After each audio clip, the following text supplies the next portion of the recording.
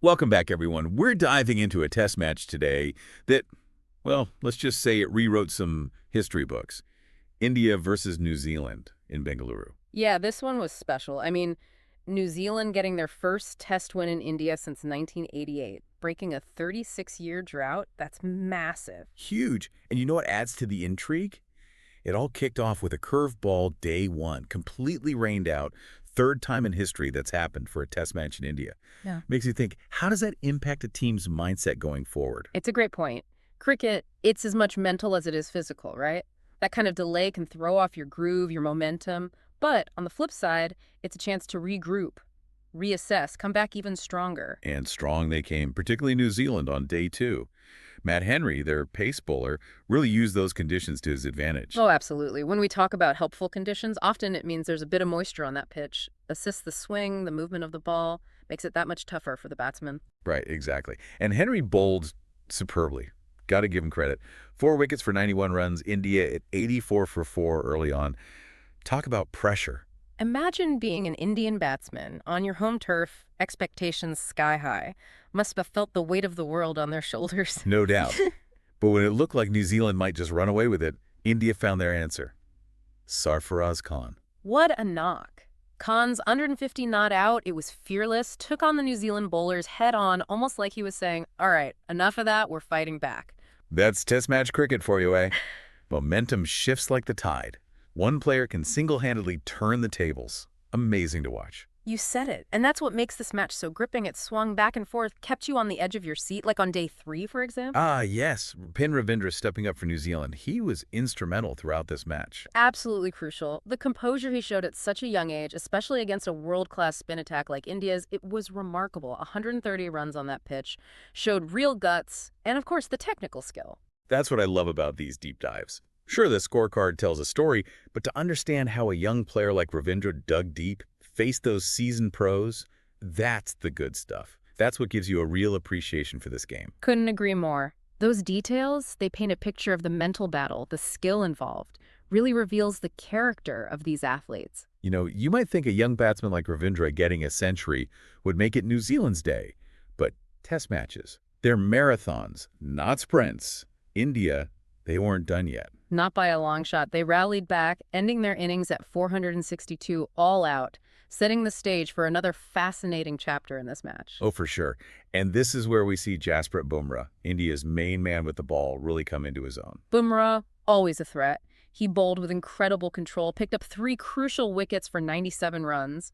But you got to hand it to Will O'Rourke. He stole the show on day 4. O'Rourke, yeah. Just the sight of him running in, all 6'6" of him, must have been intimidating for those Indian batsmen. Intimidating and effective. His spell with the second new ball, absolute masterclass in fast bowling. Second new ball. For those who might not be as familiar with the nitty-gritty of Test cricket, what does that mean exactly? Right, good point. So in test matches, after a certain number of overs, they bring in a brand new ball, usually gives the bowlers a bit more pace, a bit more swing, and O'Rourke, he knew exactly how to exploit that. He did indeed. 4 wickets for 56 runs. Those Indian batsmen, you could almost see the pressure mounting with every delivery. Absolutely. It wasn't just raw pace, though. The accuracy, the movement he was getting off the pitch, it was something else. Exposed a vulnerability in that Indian middle order. And New Zealand, they were ready to pounce. And pounce they did. Yeah. Setting the stage for a final day showdown. New Zealand needing 260 runs to win. Now, I know enough about cricket to know chasing any target in the 4th innings in India is a tough ask. But 260, that's a mountain to climb. No doubt about it. Historically, visiting teams, they've really struggled to chase down big totals in India, especially in the 4th innings. I think the last time a team managed to chase over 100 in the 4th innings on Indian soil was all the way back in 2000. Talk about an uphill battle. The odds, the history books, they weren't exactly in New Zealand's favor. But they had something special brooding. Rachin Ravindra. It's like that century he got on day 3, it was just him warming up. It's one thing to score a century, but to back it up with another crucial innings under that kind of pressure, that's the mark of a special player. His 101 not out in the 2nd innings, truly remarkable. He just rose to the occasion, didn't he? Him and Kane Williamson with his steady 82, they seemed to block out all the noise, the pressure, the weight of history, and just played their game. And the composure. Incredible. Pressure can either break you or make you stronger. For them, it was definitely the latter. Showed the mental toughness, the belief that you need to succeed at this level. And let's not forget, cricket, yeah, it has its individual moments of brilliance, but this win, it was a team effort through and through. Couldn't have done it without everyone stepping up. The bowlers set the tone, the fielders backed them up with some fantastic catches, and then those batsmen, Ravindra, Williamson, guiding them home. You could sense the camaraderie, the shared purpose, driving them. It makes their victory even more impressive. They didn't just overcome a very strong Indian team, they overcame history itself. I mean, think about that for a second. Breaking a 36-year drought, in India no less. That's not just winning, that's making a statement. What does a victory like this say about the future of New Zealand cricket? It's a good question. It makes you wonder, are we seeing a real shift happening here? New Zealand, they've always been competitive, we know that. But this win and the way they've been performing in other tough conditions lately, it points to something else.